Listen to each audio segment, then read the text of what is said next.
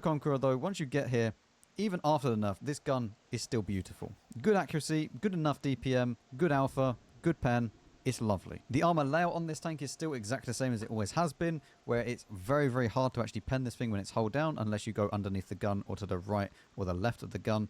And also, the cupola is not really penable to anything other than heat rounds. So the Super Conqueror line. The Ensk at tier 10, the Conqueror and the Carnarvon, really great all-purpose kind of heavy tanks. They're not super fast, they just do their job very well of controlling the engagement. But these two sap all your fun that you could have out of World of Tanks by playing these two and grinding them, especially when grinding them stock. This is not a nice experience. So even though that they're pretty low skill cap tanks, especially the Ensk, the Conqueror and the Carnarvon, like you can just go hold down, you have good enough turret armor, you don't really have to worry about kind of not facing someone, you know, like with the M5Y where it has a very slim turret, where you need to watch out if someone's off to the side. With these it doesn't matter too much, because if you just turn slightly, they probably bounce. But with this, low skill cap, but the line, I wouldn't recommend grinding it, especially if you're new, you will not have fun.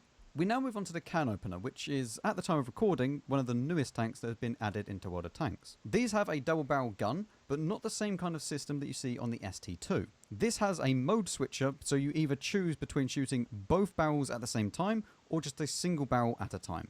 And you need to load both shells in each gun before you can actually fire a single shot. It starts out by going from the Churchill 7, if you've managed to get through that, congratulations, and then you go to the Chopper, which is a very, very nice tank. This doesn't have a load of armor, but it makes up for it with a really, really nice gun. Also, you may see this and think, wow, that dispersion is really bad for the double shot.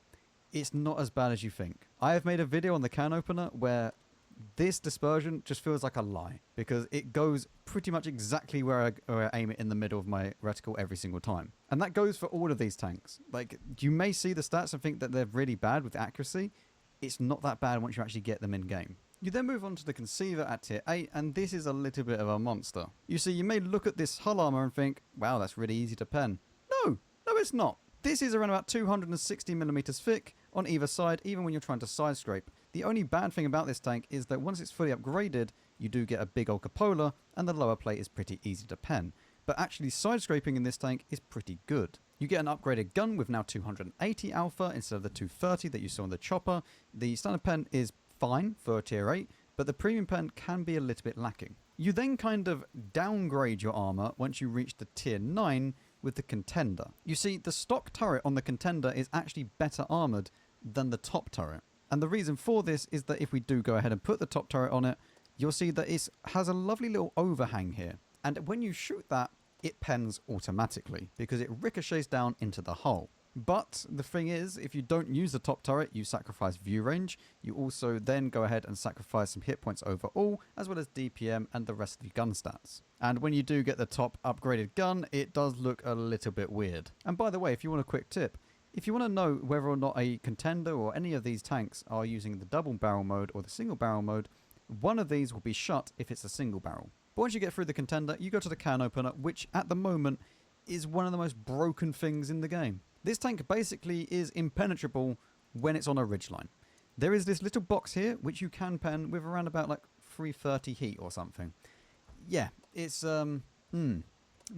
It also has a cupola, but that then quickly disappears when it's looking down at you using its 10 degrees of gun depression, so good luck penning that from this angle. The whole upper frontal plate is just a joke, and it can also side scrape because, yeah, it needed that as well. This thing, I don't know why it's in the game in its current state. It is an absolute disgrace when we were actually getting a pretty decent balance at tier 10, and then they added this thing. Gun-wise, you have 420 alpha, you have 258 standard pen with 318 premium pen, and overall, this gun, yes, it was still going to double shot, do a lot of damage. You can do like 900 damage if you high roll a little bit with just 2 shots. So it's really, really devastating if you are close with one of these things.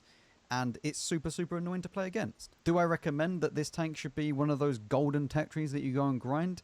Probably not. I see this getting nerfed at some point in the future because it really is too good at the moment, armor-wise, and I don't want to recommend something that I think is going to get just outright nerfed to oblivion in future patches. It has ridiculous low skill cap because you just have way too much armor for what you actually get, and it's really annoying because the Chopper started out so well that it has weak spots, you can pen it, it has a good gun, and it slowly became worse and worse and worse. I mean, the Contender was a slight downgrade, but it's still a good tank. It's just annoying. So go and grind it if you want to grind it. It's a pretty low skill cap tank and line in general. You shouldn't be having too many issues. We then move on to probably the best tech tree line that you can start out with as a medium tank, the Centurion Action 10. You start out by going from the Matilda at tier 4 to the Cavalier. The Cavalier is fine. There's nothing exceptionally good or bad about this tank. It is just your typical tier 5 medium tank. Quick fire gun, decent DPM, not that great accuracy, aim time is fine. You then move up to the Cromwell, which then moves on from the Cavalier, becoming a little bit more of a mobile tank with not really any armor, but the gun is still really, really nice. You then have the Comet, which has a little bit more turret armor, but not enough to really super rely on it.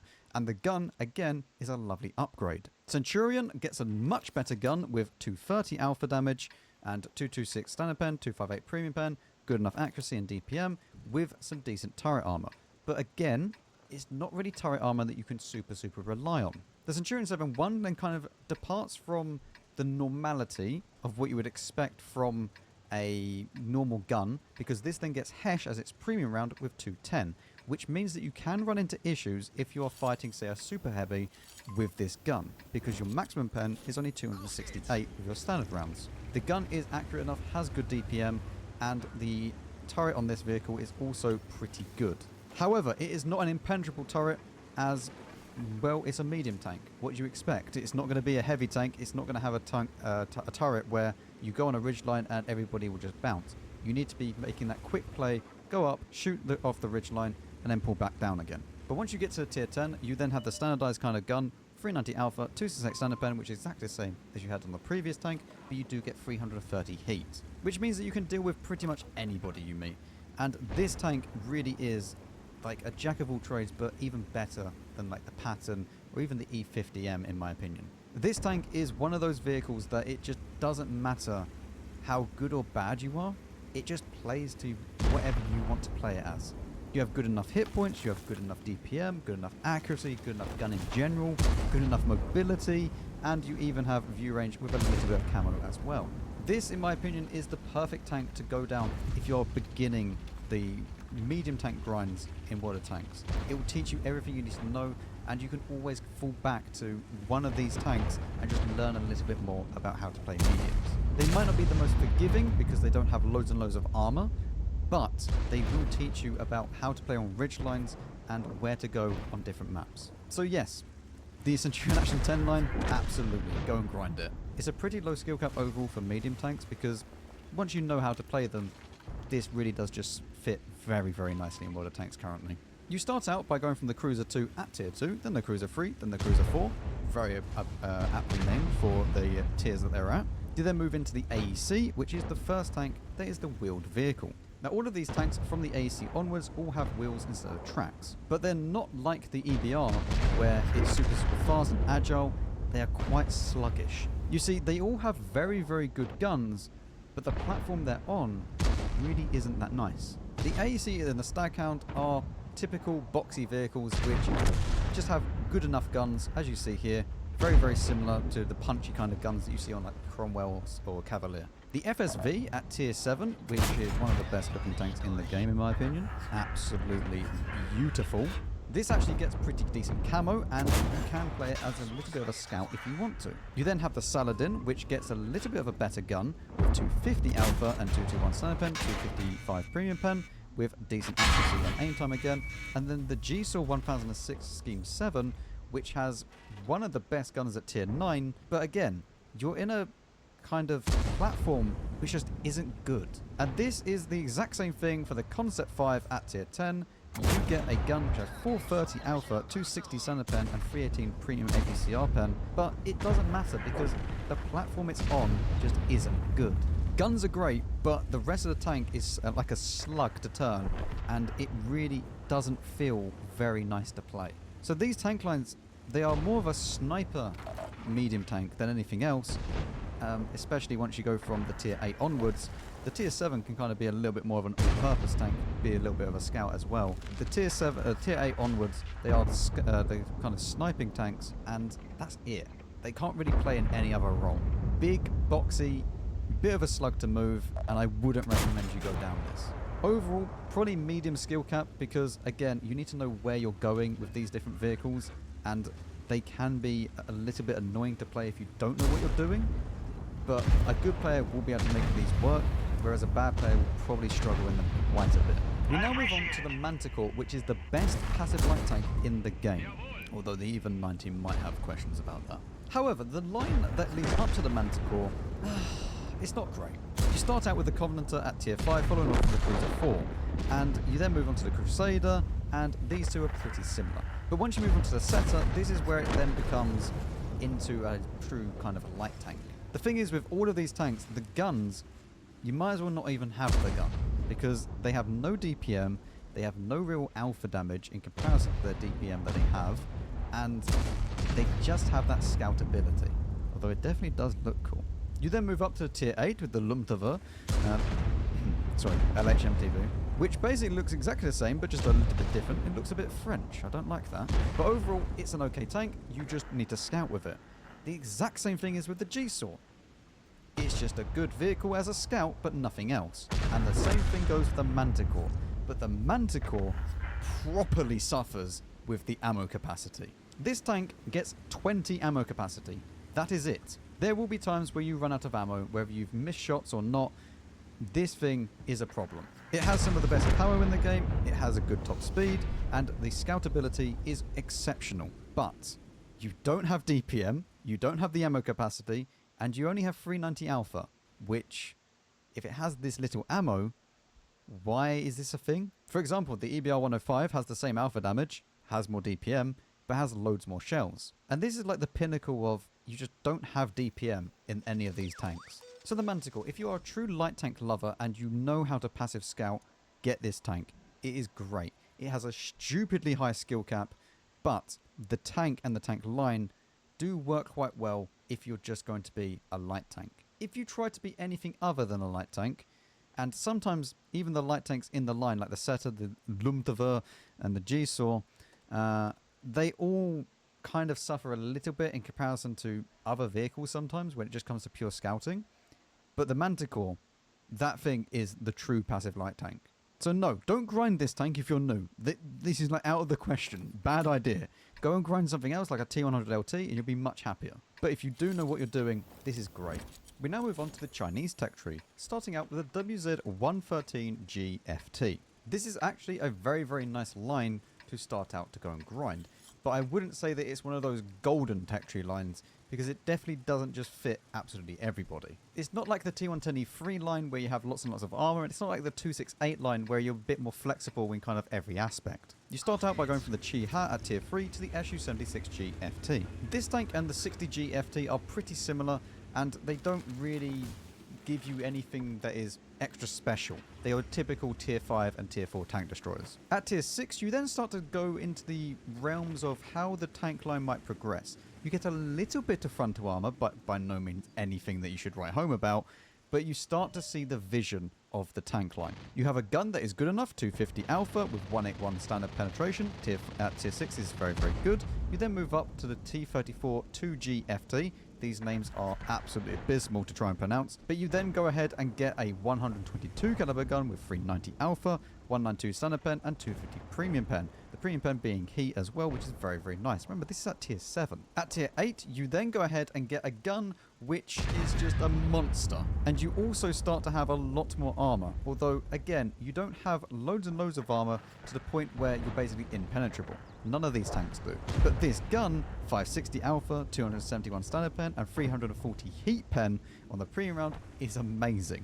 And then you amp everything up with the tier 9 WZ111G FT, where you get a 750 alpha damage gun, 290 standard AP pen with 395 heat pen. And this is the exact same gun that you get on the WZ at tier 10, but this is obviously just slightly worse. This tier 9 and the tier 10 are absolute monsters, and they are two tanks that you should consider going to get and at least playing, because they are very, very good. The tier 10 is just a little bit better with regards to DPM and accuracy in comparison to the gun at tier 9 here, as you can see. But you also have the fact that the armor layout is actually pretty similar from the tier 9 as it is to the tier 10, which means that tier for tier you may prefer the tier 9 to the tier 10. So the WZ line is really nice as assault tank destroyers, but they're not so user-friendly as, say, like an E3, which has loads and loads of armor and is very forgiving, or as flexible as like a 268, which doesn't try to be an assault tank destroyer, it just kind of goes and does whatever it wants. Whereas this, it is really good, but you need to know what you're doing. So medium kind of skill cap for these tanks. But I do recommend you go down it at some point, because these two at the end here are lovely. We now move on to the BZ75. Now, the main feature of this line is that they have rocket boosters. Starting out from the tier 7 with the BZ58 all the way up to tier 10, it will have the rocket booster option. You use this by using the X key or whatever you have for the mode switching inside World of Tanks. What it then gives is a boost in acceleration at top speed, but you only have a few uses that you can do in-game. The other drawback to all of this is that you aren't as fast when you're not using the rocket boosters as, say, other tanks. Which can be quite annoying, because if you do see other tanks on your team and you're trying to chase damage and you don't have any boost left, you're just lacking behind. The line in general is fine. You go all the way up through the light tanks up until the tier 5, which then turns into a type T-34. You then have the type 58, and this is basically a T-34-85. This copies quite closely to the Soviet tech tree, where you have a T-34, then T-34-85, and this type 58 is basically the same. It even gets the 85mm gun. From there though, you will then go to the BZ58, and this is where it starts with the rocket boosters. The BZ58 is your typical kind of heavy tank. You do have rocket boosters, which gives it a little bit of an edge over other tanks, but we've already mentioned about the drawbacks as well. You then go up to the BZ166. Now, this is following on from what the last tank was, but you have a much better hull armor on this tank. As you can see, this is very well sloped, and the lower plate, it is quite big, but it's also quite angled. And the thing is with this lower plate is that there are loads of different points here where you can actually get bounces on this. If you go a little bit too far right or left, you will end up bouncing. You cannot, however, side scrape, because this bit becomes very weak on either side. Once again, Editing Max is back, and this is because I kind of forgot about the gun on this vehicle. You see, this tank, yes, it does have pretty good armor for what it is, but the gun really can just let you down massively. It's not quite as bad as a lot of people make it out to be, but you will notice it when you're playing it. And that's actually something that goes for the whole line that I kind of forgot about, because it's been a while since I actually played this vehicle and this line in general.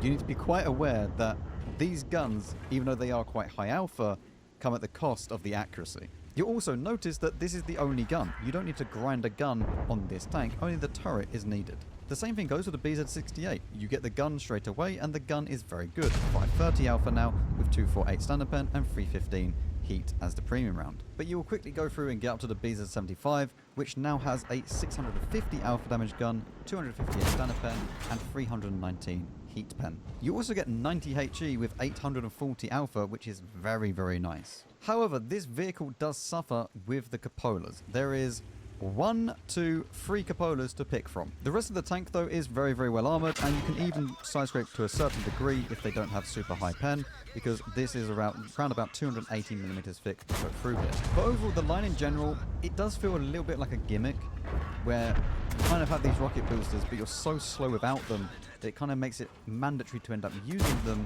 and if you then get to a position and it's just wrong, you're then kind of stuck there.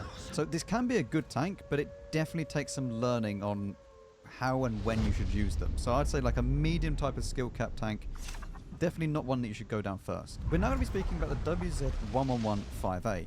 I would say that this is a golden tech tree line, but you don't start the actual heavy tank line until tier 7, which if you're a new player, that's going to be quite a shock to you to suddenly be at tier 7 and you're changing class completely. Because this is basically like a Chinese sort of version of the 277. You sacrifice some armor, but you gain a little bit more DPM and a little bit more gun depression. And honestly, the line from the tier 7 onwards is nice. They're not really super high skill cap tanks. This is the IS-2, so if you know how to play an IS, you're going to know how to play this. But you haven't had the experience beforehand. You'd have come from a Type T-34, then a Type 58, which doesn't teach you anything about playing heavy tanks, into suddenly the IS-2. You then come to the 110, which is okay. It's not an exceptional vehicle. You really need to know about this pike nose design because this can make you very, very angry at times because you want to side scrape, but you just cannot. It's a lot like the IS-3, but a little bit worse because it's so pronounced. But overall, none of these tanks are inherently bad, and you actually get a very, very nice tank at tier 9 that sets you up perfectly for what you're about to play at tier 10. The WZ-14 gets a very, very similar gun to what you're about to play at tier 10, just with a little bit less pen. And honestly, you get to learn everything you need to know, and then by the time you get to tier 10, you're ready. And then when you do get to the 5A, you have that same 130 caliber gun, but just a bit more pen on the standard round. The standard pen isn't good, but the premium pen at 340 heat is very good. And this is one of the main drawbacks from probably making it like a golden line as well, is that the standard pen really does suffer quite a bit. At tier 9, 244 standard pen is not terrible, but it's not good. But at tier 10, 250 is not nice. But as you can also see, this is very, very similar to what you just saw with the WZ-14. So yes, the WZ-1115A, pretty low skill cap. There's not really much to learn. You will learn along the way, but it's quite forgiving as well. Some people will prefer this tank to the 277, and that's fine. But I wouldn't say that this is like a must grind like straight away type of vehicle to try and learn stuff in. I think you'll learn more in the 277 line because you've played heavy tanks basically from tier 5. Now moving into the 121. Now this is a bit of an interesting line because you follow on from the medium tanks down at the Type 58, you then move into the T-34-1, and it's just a perfect continuation of the line. T-34-2, WZ-120, then the 121. It is a perfect continuation of each medium tank getting progressively better and better. The only issue you have with this line is no gun depression. You go from having 5 degrees, 5 degrees, 3 degrees, 5 degrees. That is the maximum gun depression you're going to get. And for a medium tank, this can be really bad. Especially the WZ-120 at tier 9, this gun depression problem with 3 degrees is quite annoying. And I think that it's a real shame as well because these tanks are really, really nice.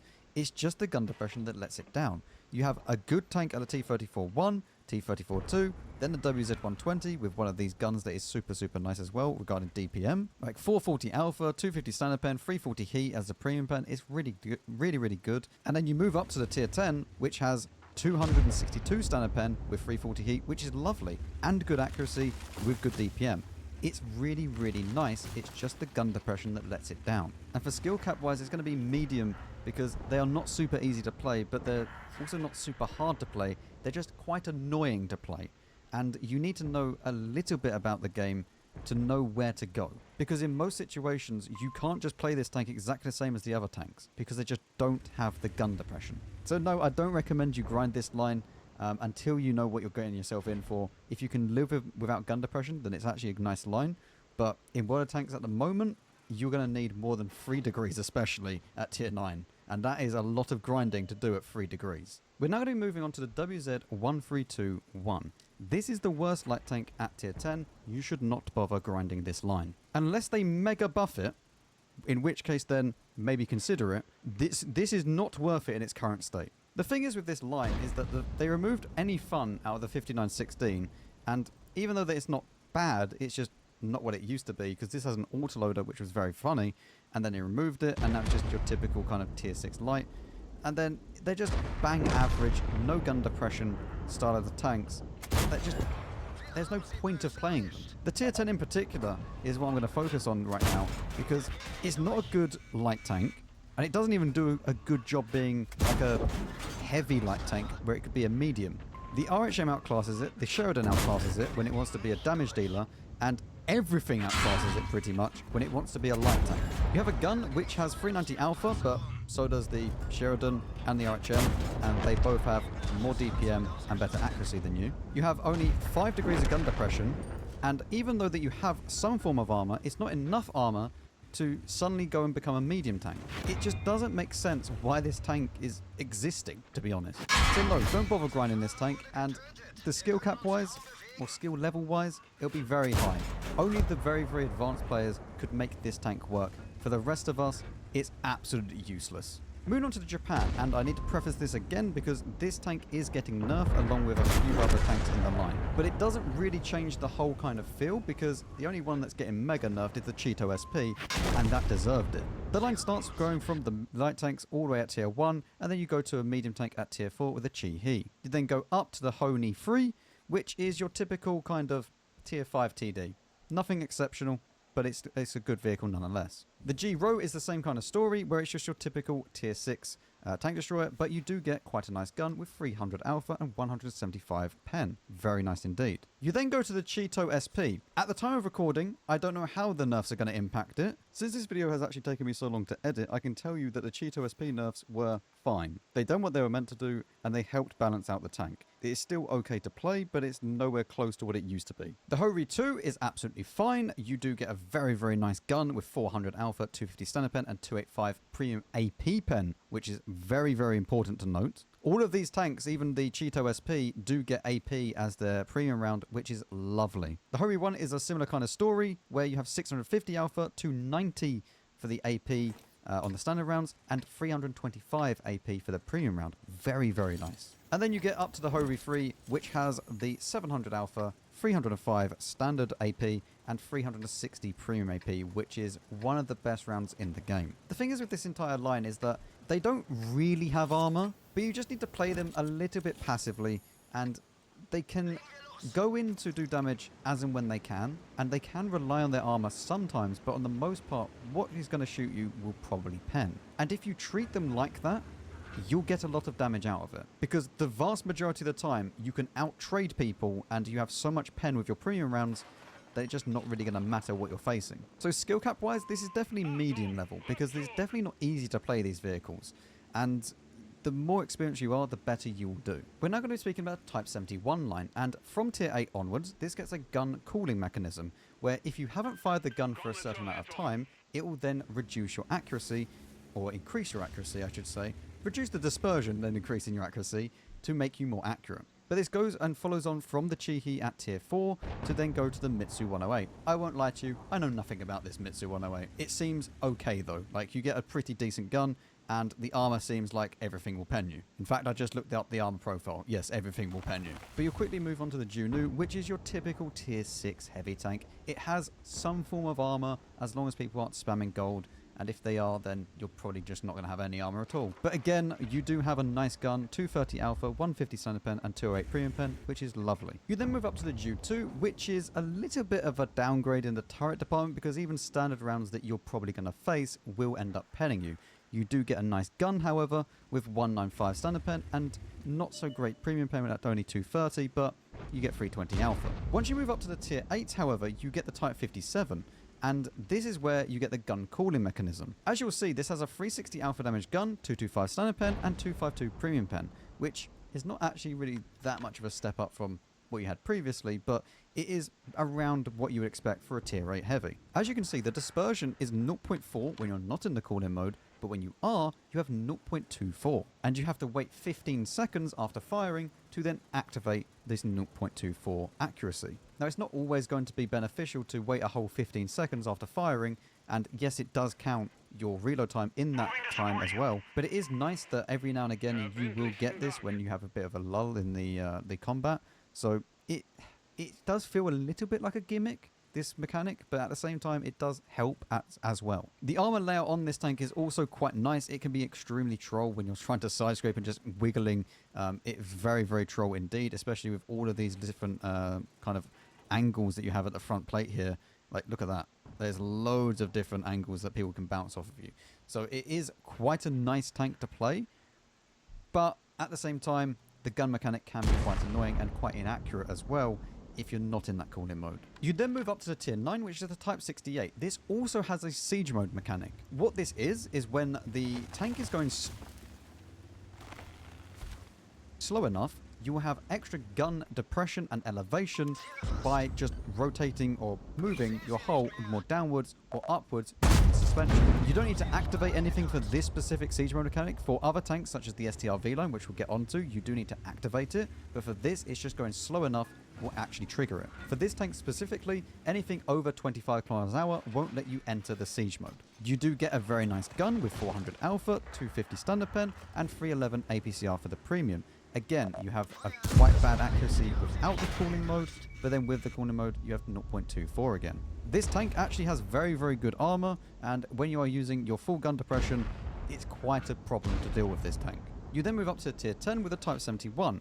This gets a 120mm caliber gun with 400 alpha, 260 standard pen, but 320 APCR as the premium. You also get a little bit better accuracy without the cooling mode at 0.38 rather than 0.4, but you also get a little bit better with the cooling mode at 0.22. You also only have to wait 12 seconds rather than the 15 on the Type 57 or the 14 on the Type 68, so this is actually going to enter that mode a lot sooner as well. This again has the same siege mode, which means that you can go into it under 25 kilometers an hour to give you more gun depression. The turret is really, really good, and if you're using all your gun depression, it is exceptional. However, there is a problem with this tank that you can pretty much always pen, and that is that there is a cupola on the hull armor. This is always pennable no matter where you are and what you're doing. You can always just go and pen this. So if you do see someone that is hull down with a Type 71, just go and pen this every single time. But the line in general is okay. It's nothing exceptional. It's nothing that I would say you need to rush out and grind.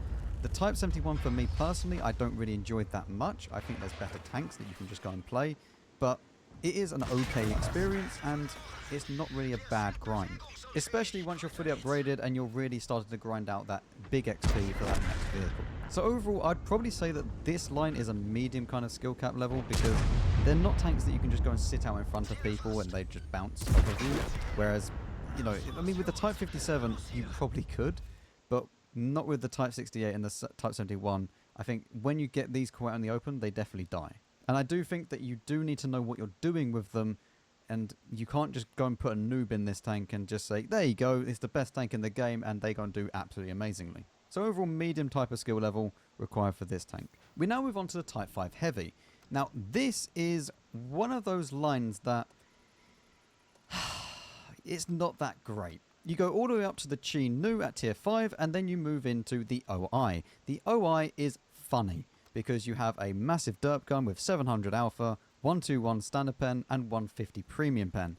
It is a funny tank. You then go into the Oni, which does get the same derp gun, but being a tier higher, it's not as good. This is purely because there's less targets that you can actually pen. So realistically, you should use a 10 centimeter gun with 330 alpha, 190 standard pen, and 215 premium pen. It's actually quite nice. But the problem with the Oni is that it has these machine gun ports or little cannons at the front that you can just pen.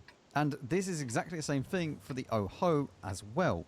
It has these kind of machine gun ports here that you can just pen every single time, making it very, very useless. Not only that, but it actually gets in the way of the gun as well. The Oho is one of the worst tanks statistically on the server, and it's kind of obvious why, because it really isn't that much of a good vehicle. It's not very fast, it doesn't really have any armor because of the weak spots that it has, and the gun is actually okay. You do get the derp gun as well, which you should never use, but the gun is okay. It's basically the same gun that you just had at the tier below, but you have a little bit better standard pen and a little bit better premium pen.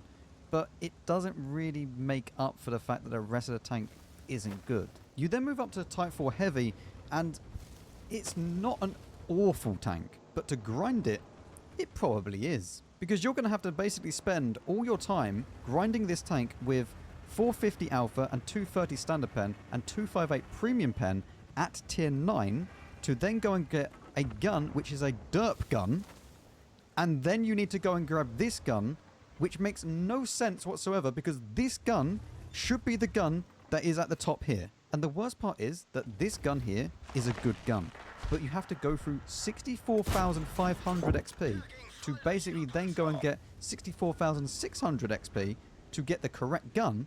And I'm not going to lie, this gun basically makes it playable, because without it, it's not that playable. You have no armor, realistically. You have the HP to trade, but you can't trade it because you don't have the alpha damage. Unless you have that 600 alpha damage gun, you're not out trading people with 450 damage. Once you do get to Type 5, however, you're going to want to make sure you've got this gun, because that gun is what makes the Type 5 good. And if you don't, you're stuck with a derp gun at tier 10 with only 250 pen.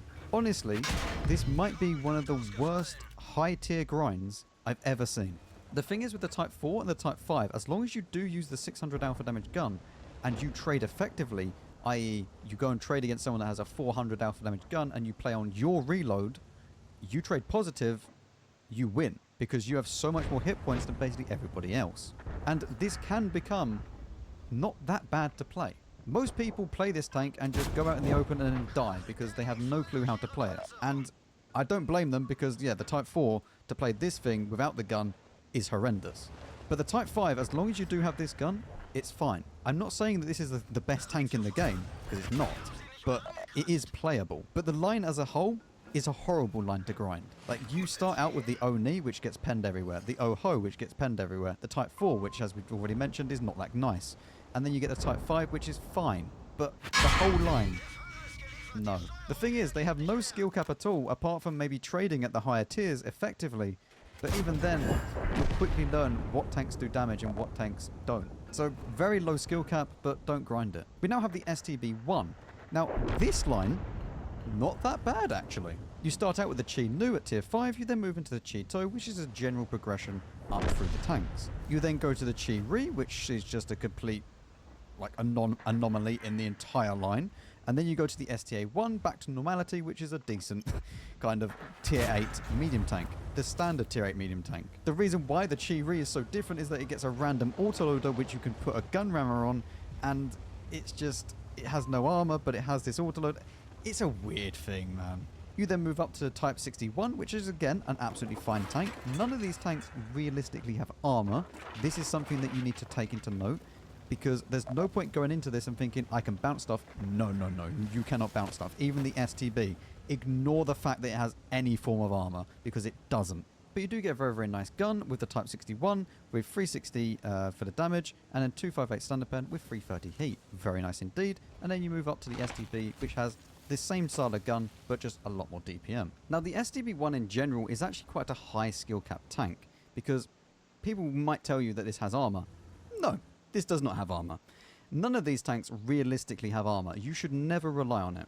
And to know where to go and how to play, you play that peekaboo role, you play with your DPM, you just peek up on a ridgeline.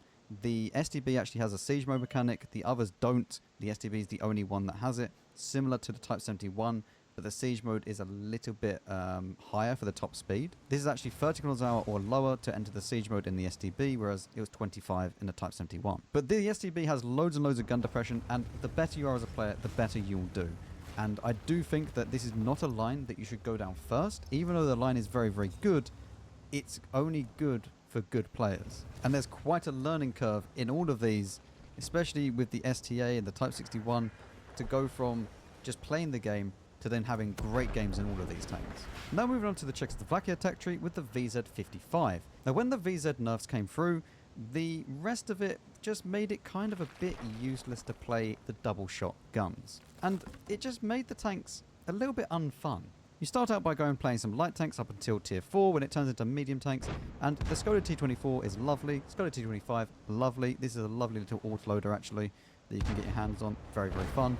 And then you move into the VZ44. Now this doesn't have the double shot autoloader that I'm speaking about, but it does get a 320 alpha, which is much the same from most tier 7s, whereas 206 standard pen with 242 premium being APCR. You then move up to the tier 8, which does have the double shot autoloader, but as you can see in the difference between the two, there's not really much point using it. You'll see it has much more DPM and accuracy, as well as a better aim time on the single shotgun, whereas this is just no.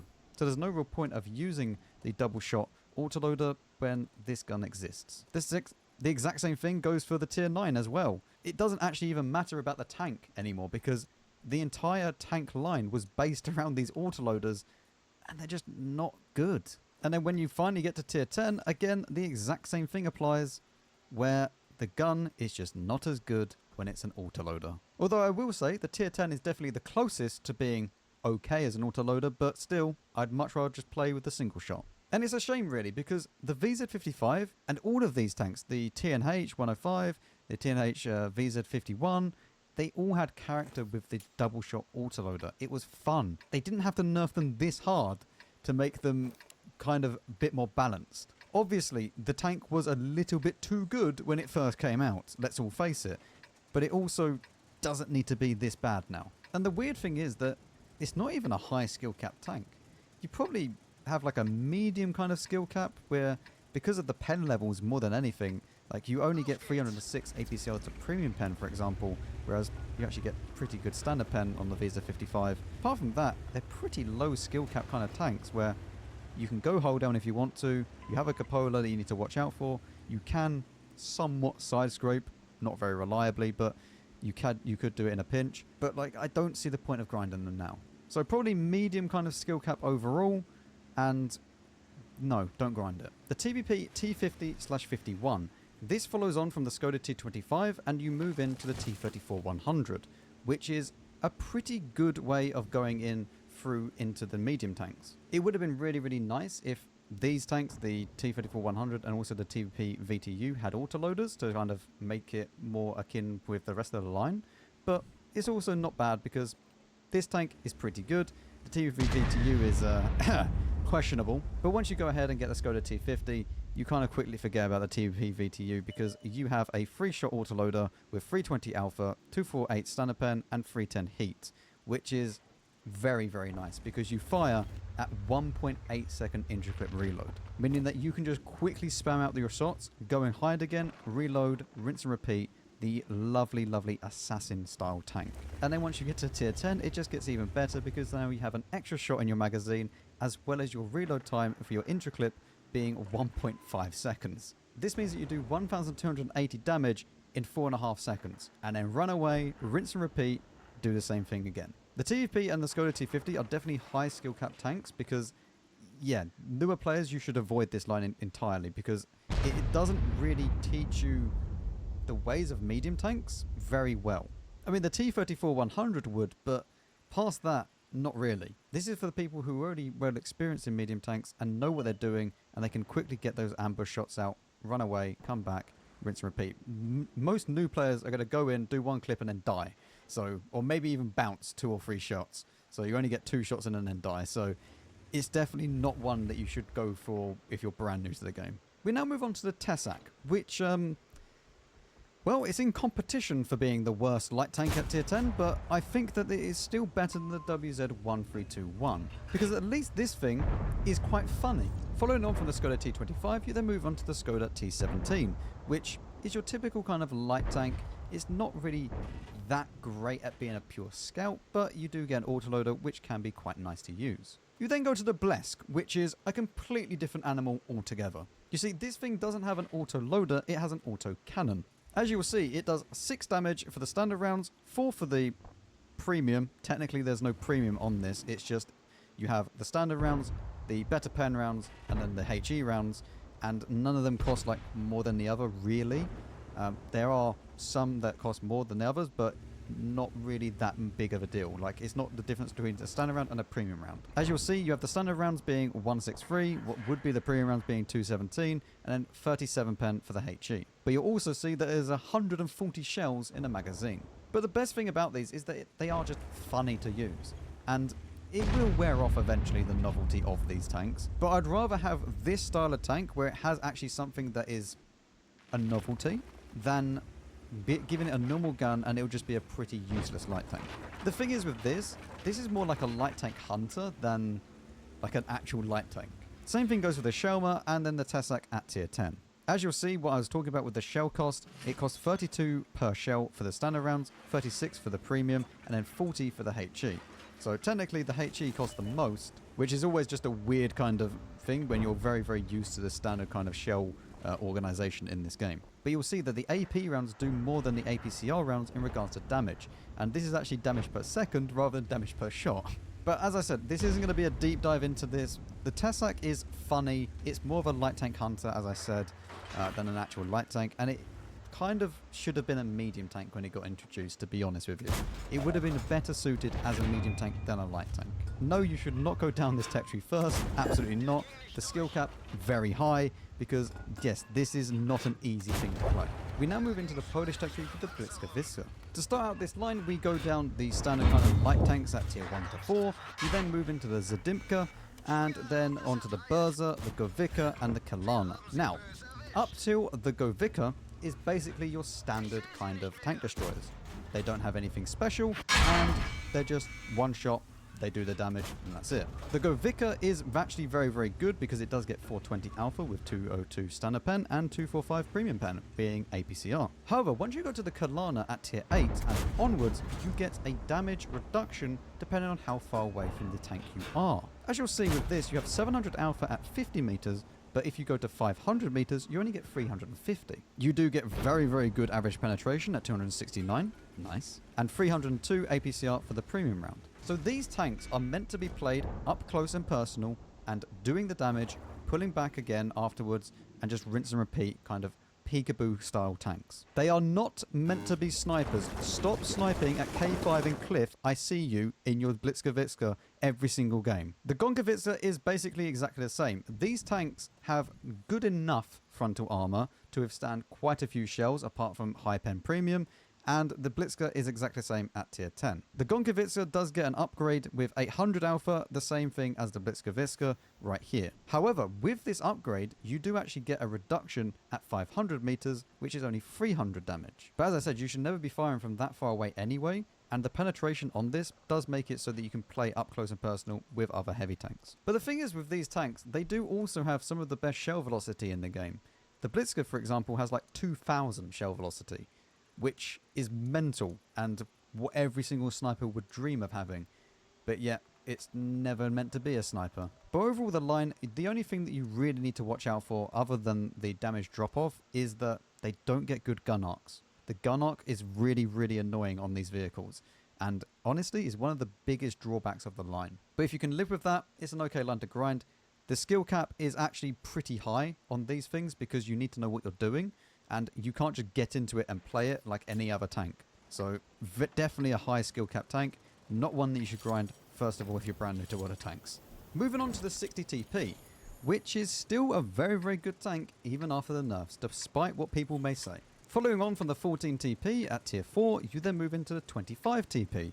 You then go to the 40 TP and then the 45 TP at tier 7. Now, just like with the WZ5A line, you have to wait until you get to tier 7 to get the heavy tank, which can be a problem for new players. But after going through the 25 TP and the 40 TP, which are definitely not bad tanks to deal with, you then get to this, which will teach you about heavy tanks. This is actually very, very nice. You can side scrape to a certain degree. You need to be careful though, because this is always exposed, but this is sloped up quite nicely. You do get that same tier 7 heavy tank gun with 320 alpha, 192 pen and 225 premium pen. Premium pen being quite lacking though on this vehicle in particular. You then move up to tier 8, and this is honestly one of the nicest tanks at tier 8. You have 420 alpha, you have 218 standard pen, 245 premium pen, which again is pretty lacking for a tier 8 heavy tank, but the accuracy is fine, DPM is fine, and the armor is also pretty good. This tank again is just a perfect follow-on from the 45 TP that you just played.